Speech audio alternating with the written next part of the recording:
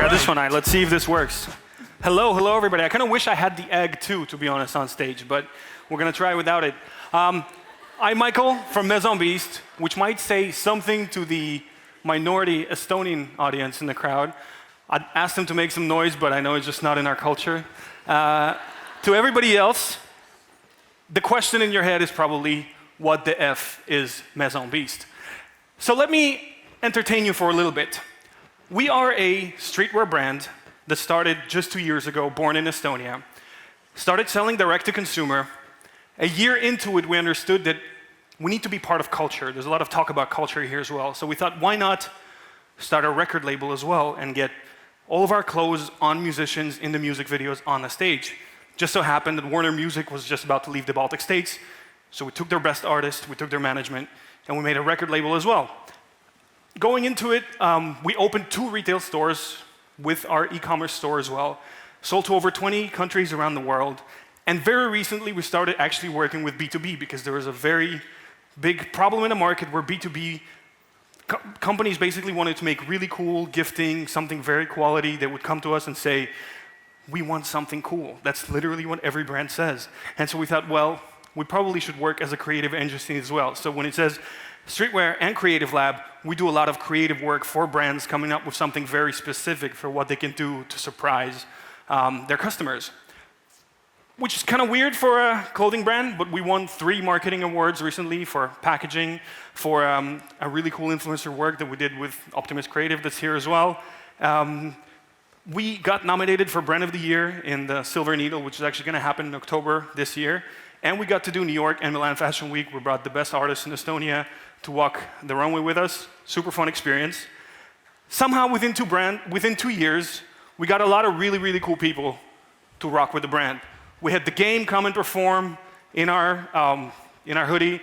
We had Taylor Momsen, Gossip Girl, who was on tour with AC/DC that just came to our store, bought a bunch of stuff, and we got an email from her management that they would like to collaborate with us. We got G-Unit, we got 50 Cent, we got Erykah Badu, New Blue. We got into the NBA tunnel with Chicago Bulls.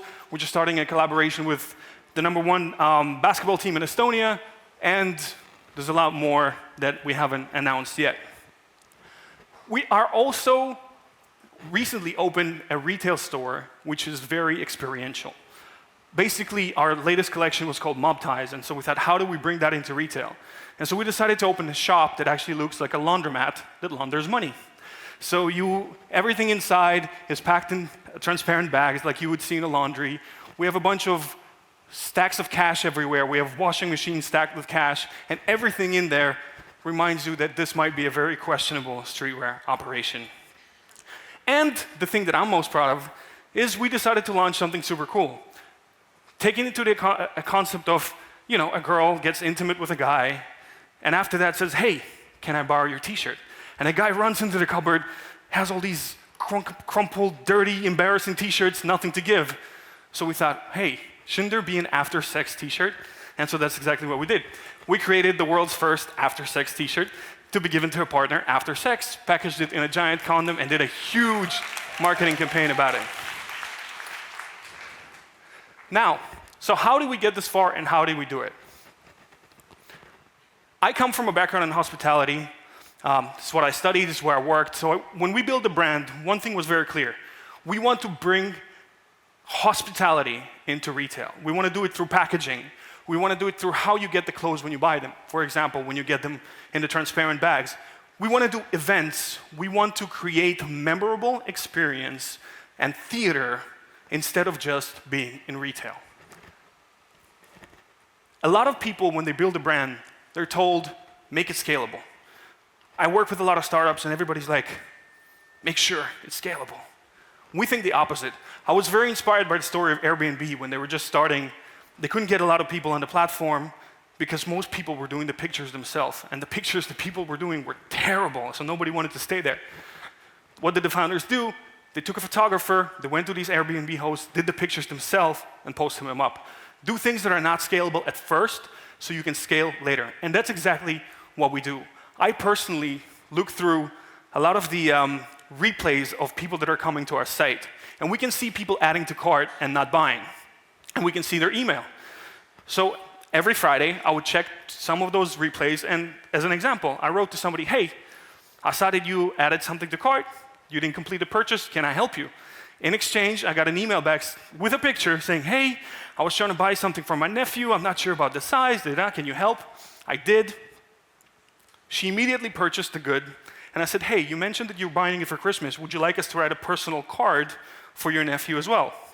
And the last email says, wow, I already thought your service couldn't get any better. That's super cool. His name is Paul. Thank you so much. Definitely a returning customer. That's the kind of stuff that we start doing even in year 2 of the brand. Attention before metrics. I fight with my marketing manager all the time about this. Yes, metrics are important. Yes, you need ROAS and CACs and LTVs. All of that is important, but not when you don't have attention. So the real currency first is attention. And what we're doing before looking at the metrics, before making decisions based on ROAS, is how do we get the world to know about us first? Even if our ROAS sucks, doesn't mean we should turn off the ad campaign, because if we're getting attention first as a small brand, we're gonna get to fix the ROAS and CACs and everything later. So attention, attention, attention is the currency. Quality matters, but ideas matter more. We manufacture in one of the best factories in the world in Portugal. Same place that manufactures for Balenciaga and Miu Miu and everything else. But quality, to me, is something the consumer expects. You don't buy a t-shirt for $100 and expect it to be bad quality. So even though we have an amazing quality product, we're not running around saying, hey, it's good quality, because hey, if I'm paying you $100, it better damn be good quality. That's not what you stand out with. What we're trying to stand out with is ideas. Our after-sex t-shirt packaged in a giant condom that we had to create.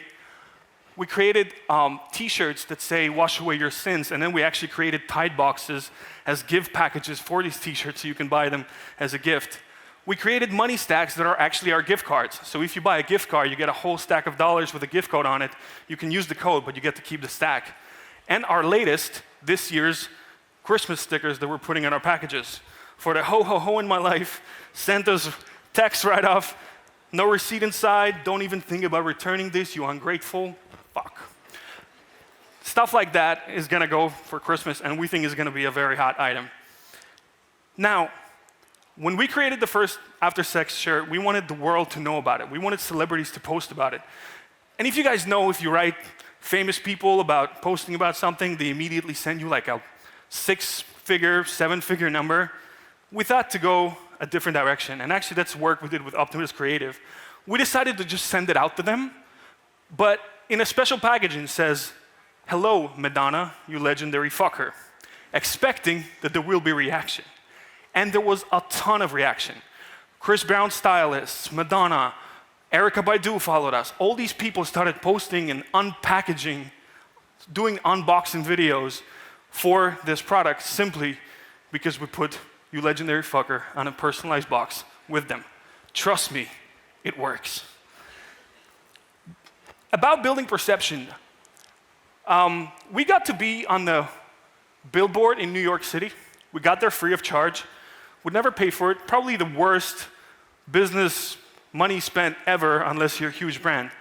But we did it for a different purpose. In marketing, in this world, perception is everything. Our brand is perceived to be a large brand and not just an e-commerce store. We had one retail location. We didn't really need a second one. But the fact we went there is the reason we got all of these stars to discover us and see the brand and make it feel real. So every day we're fighting for what's the perception of the brand before anything else and the business structure of the brand. I love this one. We might be a small company, but we have balls. And when we launched that retail concept, we also decided to launch a magazine. Now the magazine was full of a bunch of really interesting articles about how to launder money and all of these like really, really fun stuff. But what else we did, we spoofed a bunch of really big brands